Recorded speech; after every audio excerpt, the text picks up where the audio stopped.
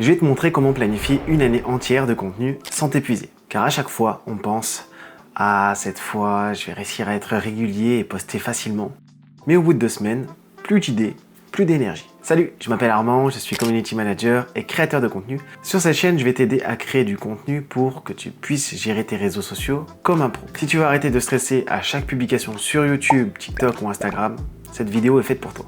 Avant de créer, tu dois avoir une idée de ta ligne directrice.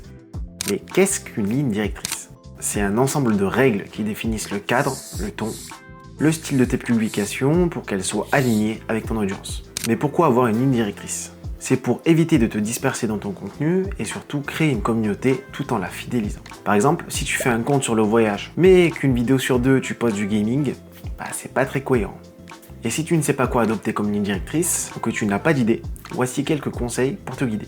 Tout d'abord, ton contenu peut tourner autour de ce que tu sais bien faire. Le montage, la cuisine, le marketing, peu importe le domaine. Ça peut être un sujet aussi que tu aimes, le dessin, la poterie, etc. En gros, un thème que tu peux tenir longtemps. Pour savoir si c'est le bon, demande-toi si tu peux discuter de ce sujet pendant des heures avec quelqu'un. Si la réponse est oui, alors tu as sans doute trouvé. Ce que tu peux faire aussi, c'est demander à tes proches. Par exemple, tu lui dis, si un jour tu scrolles et que tu tombes sur une de mes vidéos, quel type de vidéo ça serait? Quel thème ou sujet? Pour mon cas, trouver ma ligne directrice a été compliqué. Ça fait des années que je crée du contenu sur différents comptes sur les réseaux sociaux et à force de gérer tout ça, c'est devenu une compétence que je maîtrise et en plus de ça, c'est un loisir que j'adore faire. C'est comme ça que ma ligne directrice pour mes vidéos YouTube est devenue Community Management et création de contenu. Une fois ta ligne directrice définie, tu peux passer à l'étape suivante, qui est la création de banques d'idées. Tu notes tout, même les mauvaises idées, parce que souvent, une mauvaise idée devient une superbe idée si tu la retravailles ou l'améliores. Mais comment faire précisément? Avec ta ligne directrice, tu vas trouver des idées. Une idée peut se transformer en 5 formats différents. Exemple, pour cette vidéo, créer un an de contenu, je peux en faire une vidéo YouTube, un carousel Instagram, un Reels, une newsletter ou bien même une story. Là, on parle uniquement des différents formats que proposent les réseaux. Mais si tu changes l'axe du sujet, tu peux créer de nouvelles idées de vidéos à l'infini. Avec un an de contenu, je peux en faire une analyse de chaîne YouTube sur un an, un challenge créer un an d'idées de contenu en 1 heure, etc., etc. Et toutes ces déclinaisons d'idées, tu peux les publier dans tous les formats cités avant. Donc ça crée de multiples idées de vidéos pour ne jamais manquer d'inspiration. Et pour mieux t'en sortir dans ton organisation et dans ta recherche d'idées, j'ai créé un document Notion totalement gratuit que tu peux télécharger dans la description. Il te permettra d'aller de l'idée de la vidéo jusqu'à sa mise en ligne. Laisse-moi te présenter comment il fonctionne, car il va nous aider pour le reste de la vidéo. Donc je vais te montrer directement le template que j'ai fait, présente comme il suit. Donc on a tout simplement le template avec un planning vidéo que tu peux personnaliser, ainsi qu'un brainstorming.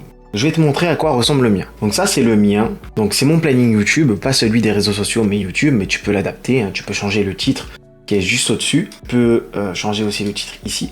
Ensuite, comment ça se présente? Ici on a le titre de la vidéo, que directement ici j'ai la vidéo que je suis en train de tourner, comment planifier un an de contenu sans s'épuiser, la date à laquelle je compte publier la vidéo. Donc là pour l'instant c'est le 7 septembre 2025, donc normalement si j'ai pas de retard ou autre ça sort le 7.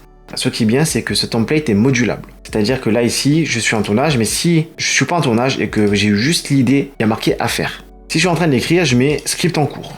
Si je suis en train de la tourner ou qu'elle va passer en tournage, je mets tournage. Et si elle est en montage, ça sera pareil. Et quand c'est fini, je pourrai mettre publier. Tout simplement. Donc ça, c'est un peu le cheminement qu'on a quand on crée une vidéo. Donc après, on a la catégorie, si c'est un tuto, une analyse, une actualité, un avis, un vlog. Vous pouvez les personnaliser, ça aussi. Je vais vous montrer comment faire. Vous allez ici, juste sur les 3 petits points et vous changez. Si vous voulez adapter ça sur un format réseaux sociaux, par exemple, vous pouvez dire Reels directement. Reel. Voilà, vous pouvez le personnaliser comme bon vous semble. Moi, c'est un tuto.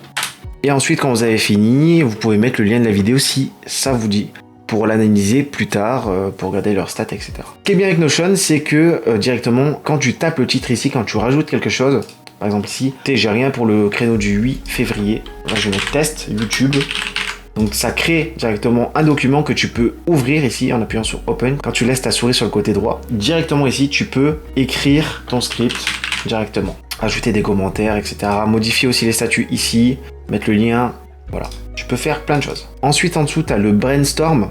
Donc, c'est toutes les idées. Moi, j'ai 2 blocs d'idées, mais tu peux rajouter autant de pages que tu veux. Donc, tu peux mettre page 3, par exemple. Et là, tu notes tes idées, tes différentes idées. Tu peux même rajouter des images pour que ça soit visuel, etc. Après, ce que tu peux faire, c'est que quand tu as ton idée, que tu es en train de la développer, ici, tu mets un nom de contenu, tu tapes le titre sur un créneau qui est libre, et ensuite, tu prends dans le brainstorm, tu glisses et tu viens le mettre sur un nom de contenu. Et quand tu ouvres, du coup, tu as ici le script de tout ce que tu as écrit. Bon, là, il n'y a rien écrit. Mais tu as le script de tout ce que tu as écrit qui se retrouve dans la bonne section. Ici, tu peux avoir ton script, tu peux avoir ta checklist juste en dessous. Tu peux écrire plein de choses, tout ce que tu as besoin en fait. Et aussi, qu'est-ce que veut dire fin de trimestre? Je vous en parle tout à l'heure dans les astuces. Et du coup, avec ce document et cette méthode, ça me permet d'avoir un aperçu global, mais aussi d'être flexible. Mais la vraie difficulté, ce n'est pas d'avoir un plan, c'est de le tenir. Pour ça, je m'appuie sur 5 règles.